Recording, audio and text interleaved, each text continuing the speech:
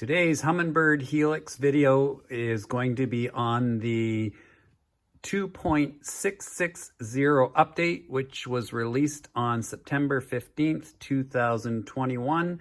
And among one of the most anticipated features is the support for MegaLive. So let's get right to the video. And as always, if you like the video or find it helpful, a like, share, subscribe is always very much appreciated. 4 months ago, I did a video on the Humminbird Basemap update, and it was a challenging video to do because it was more complicated than most because of the large file associated with the basemaps. When I did the video, I had mentioned that I would rather do the video now and do the updates because I know there's going to be a time coming along soon when there's going to be Humminbird MegaLive is going to be introduced, and I knew that that was in my plans to get a Humminbird MegaLive set up. So that time has come. So the new update is out, and the update is going to allow my units to be compatible and ready to go with the MegaLive, as well as fixing a few glitches that came up with the previous update. I am not going to go over all of the stuff from the video on the Humminbird Basemap because, as I said earlier, it was very in-depth, and I encourage you to check it out if you want to understand the whole process of formatting the disk and just how to get the updates, and it's in great detail, so it's a very helpful video. Look for this picture on my YouTube channel, Steve Chasson Fishing, for more information on software updates. For those of you who are not sure how to find out what your current software situation is, you need to go into your View button, press and hold it, and you're going to go down to System. So now I'm in System. I'm going to right-click on it, and I want to see my system status. Right-click on it.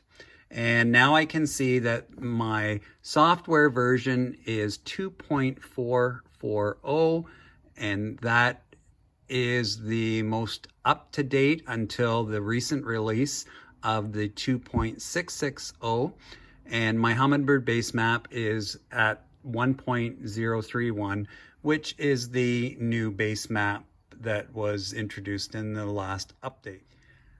As always, it's a good idea to print off the instructions for the update that you are going to proceed with. In this case, it is the 2.660, and it is specific. I printed it off for my unit, which is a Helix 12 Chirp Mega SI Plus GPS G3N, and I have to make sure that the download is specific to my unit. I can't just do it for any Helix 12. It has to be this specific unit. And you can see there's also a warning here that says 2.280 must be installed prior to completing this update. And if you don't, you can't go back to a version older than 2.280. And it also shows you down here, and I'll shift this up a little bit for you, that the new features is that it's going to include support for MegaLive, and that is one of the key things that I am after. It's also going to support MegaLive Ice Mode, and it is going to support the Mega 360 Ice Mode as well. The printout will also go over the general fixes.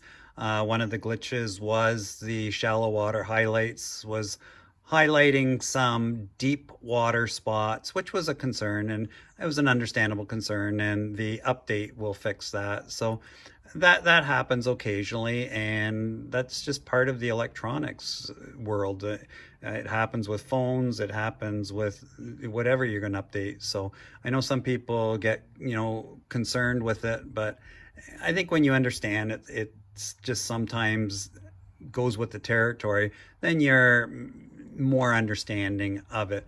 And you can see here that I'm going to do the update with an SD card. I've done lots of updates, but I always find that it's better to be thorough and in-depth. And those of you that have watched my videos, you understand how I operate by now. And I don't want to miss anything, so I just tend to go over and highlight the key things. I'm not going to read this to you.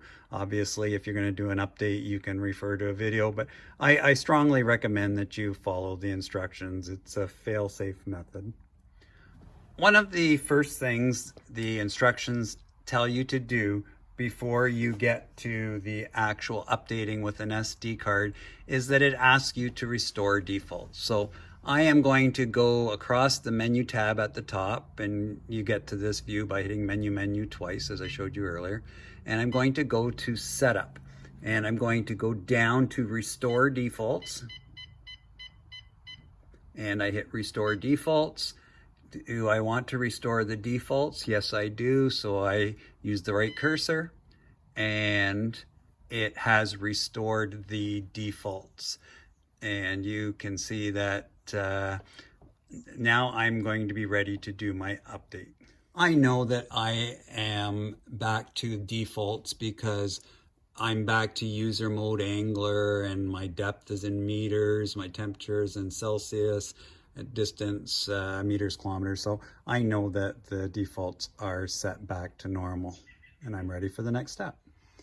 Well, some of you will have noticed that I have MegaLive in the background, and it's just a little sneak preview of what the 2.660 update is going to allow you to do, but you're going to have to stay for the rest of the video to see just how I got to this stage where I can now see Humminbird MegaLive on my Helix 12 G3N.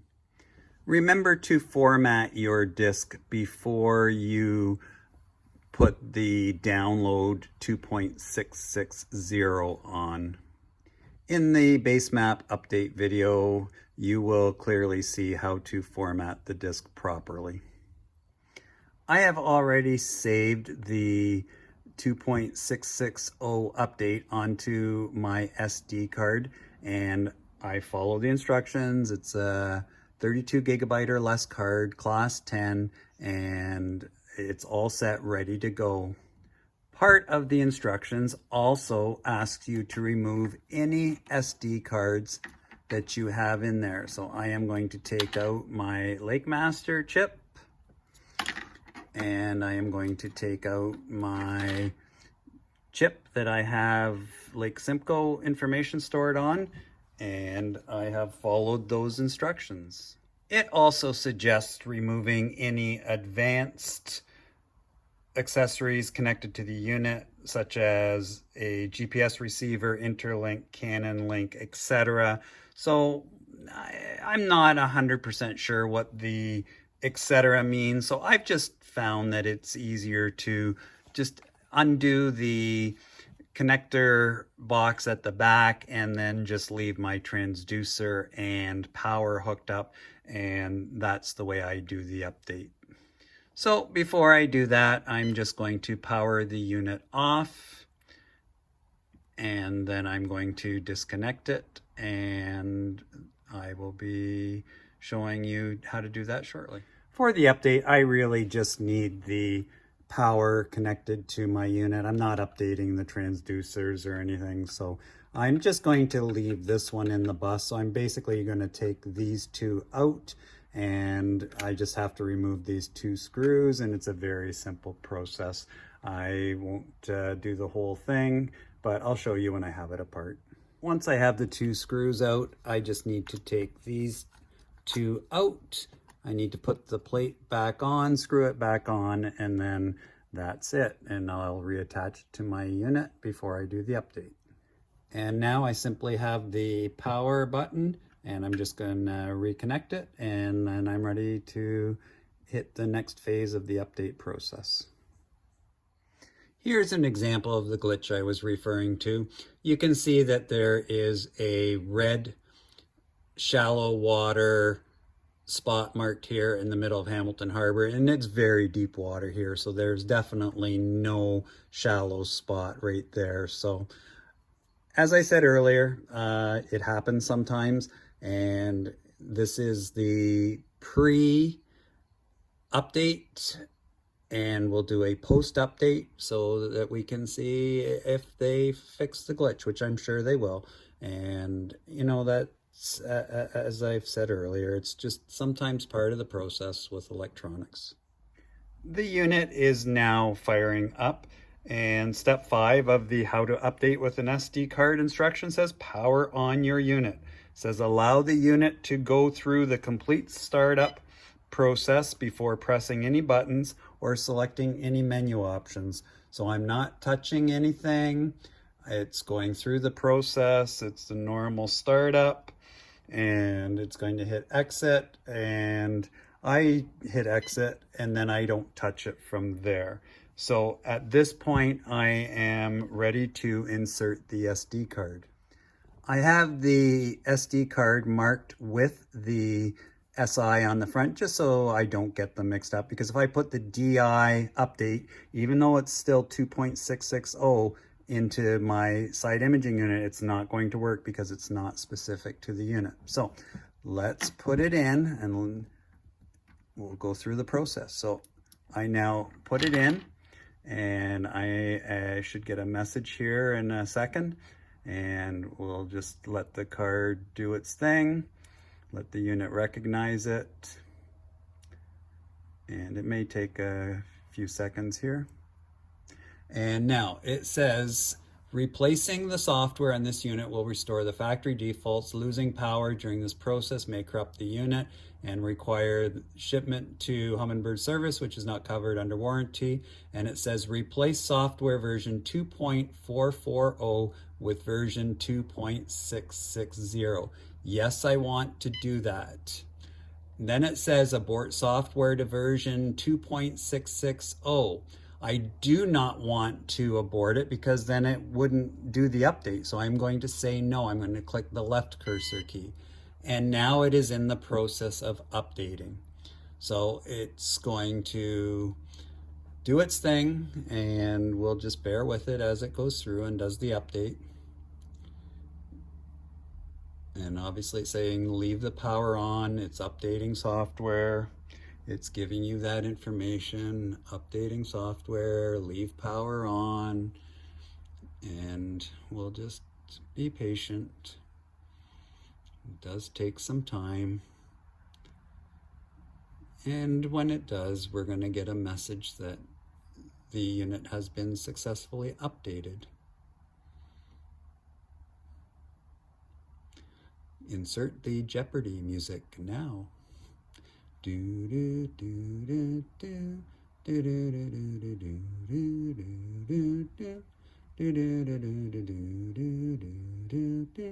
do do at least you're not hearing me sing. That would be painful. So as I say, it's going to take a little bit to do the update.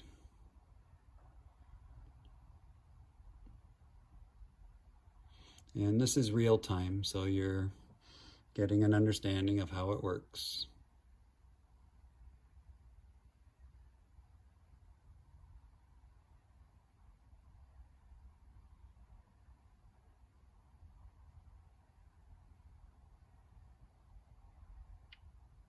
And there it just shut down.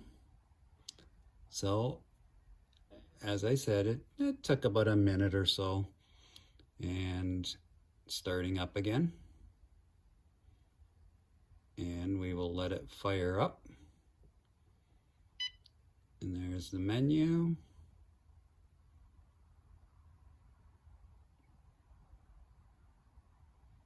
And then we should get the exit. So let's hit the exit to continue.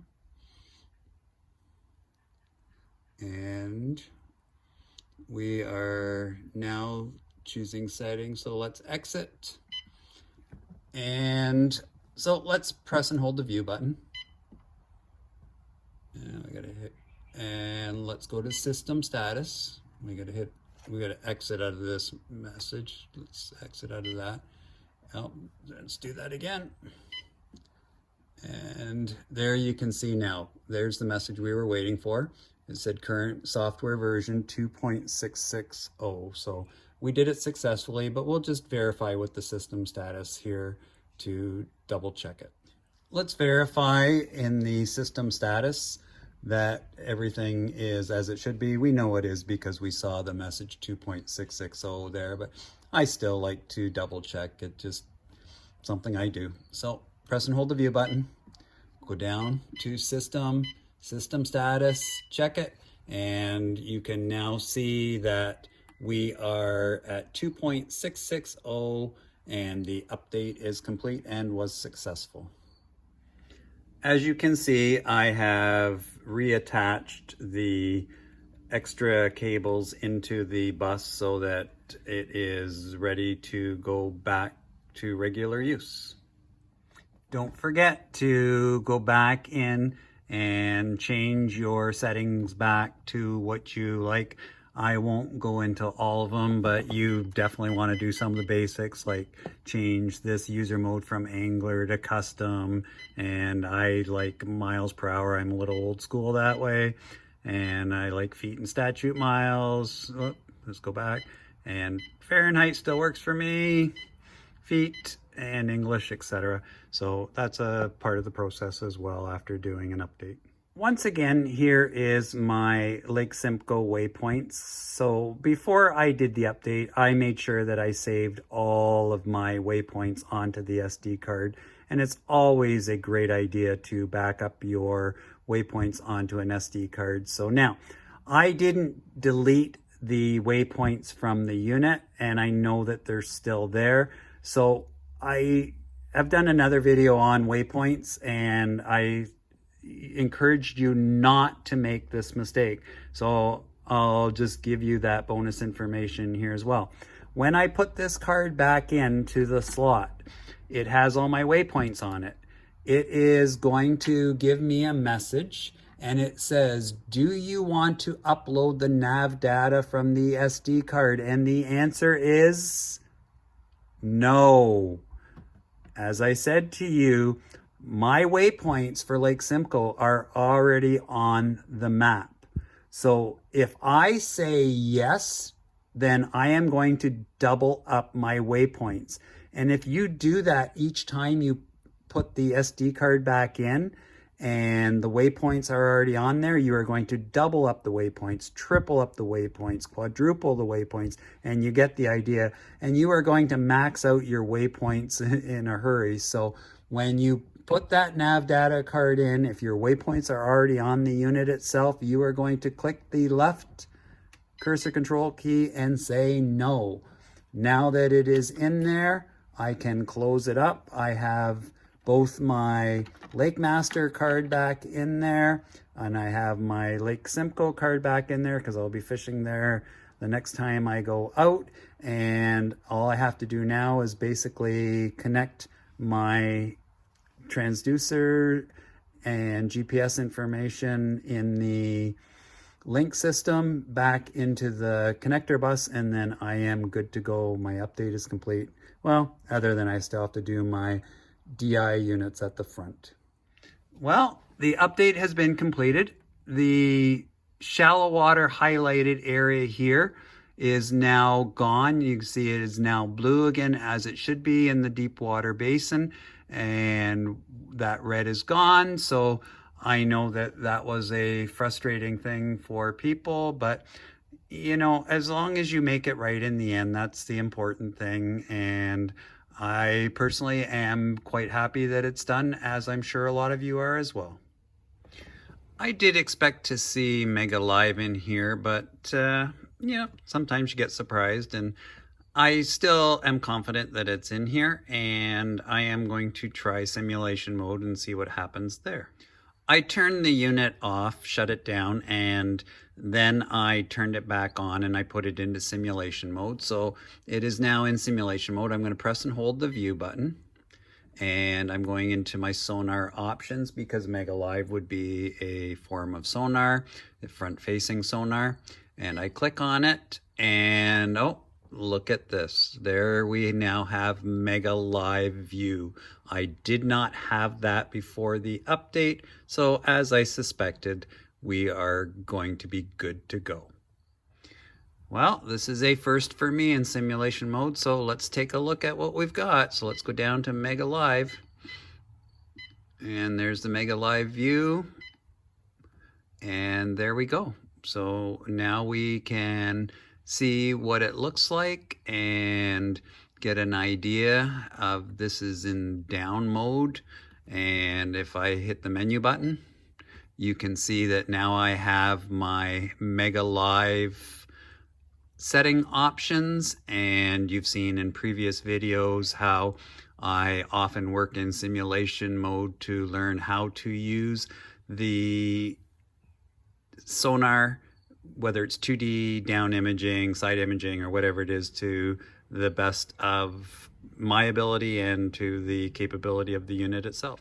MegaLive is compatible with G3N plus units, for example, a DI plus, SI plus, and it will not work with older G2N units or the original Helix units. So just be aware that you can't take any unit and do the update because the technology had to be built into the unit, and it is G3Ns and up.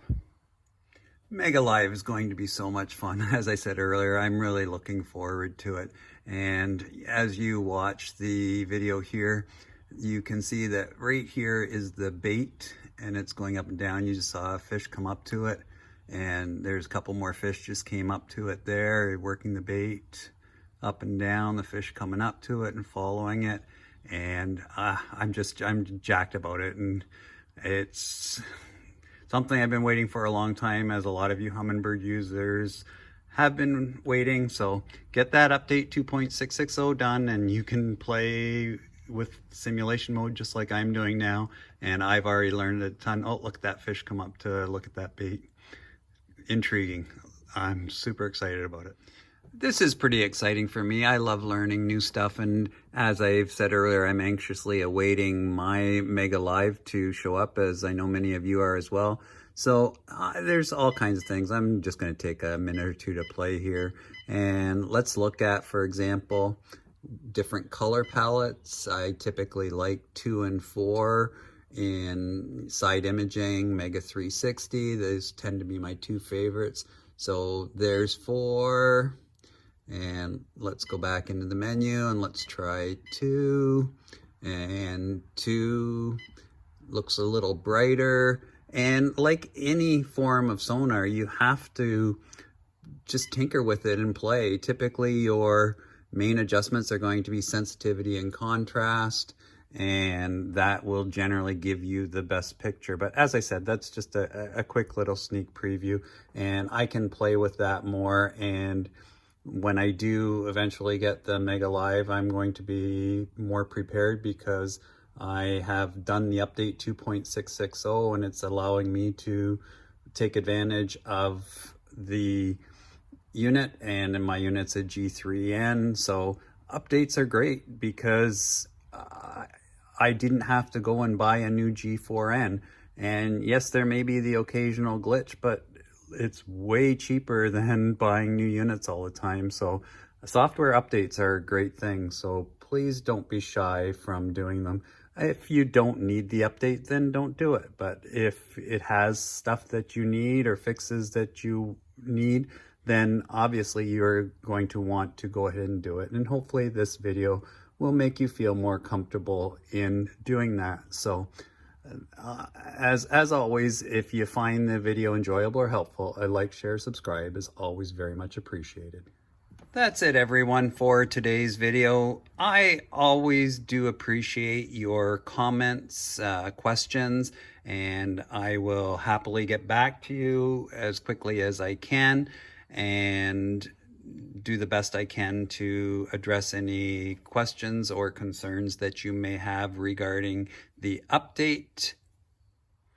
When I do get my MegaLive, I will do a video on MegaLive settings and images from on the water so that I can complete the series that I have done on settings and images with sonar capabilities of 2D, down imaging, side imaging, and Mega 360. As you can see, I have switched the MegaLive in simulation mode here to the forward image, so that is your front facing sonar as opposed to the down that was before. And I'm going to continue to play, but I'm going to let you go for now. And thank you so much for watching, and I always appreciate you that have subscribed to the channel, that share comments and watch the videos. So once again, I will wrap this video up now, and I will look forward to sharing another video with you soon. Take care and bye for now.